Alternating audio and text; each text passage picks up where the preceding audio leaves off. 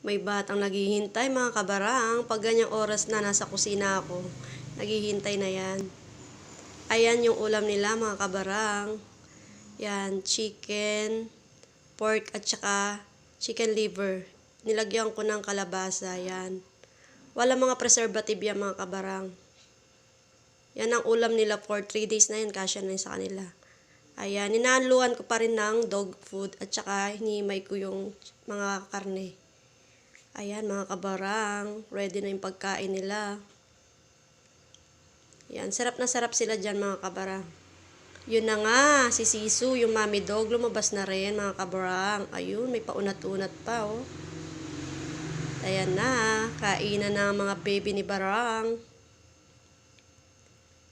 Gustong gusto nila yan mga kabarang. O diba, simot na simot. Lakas kumain ng mga baby ko na yan, kaya malulunod.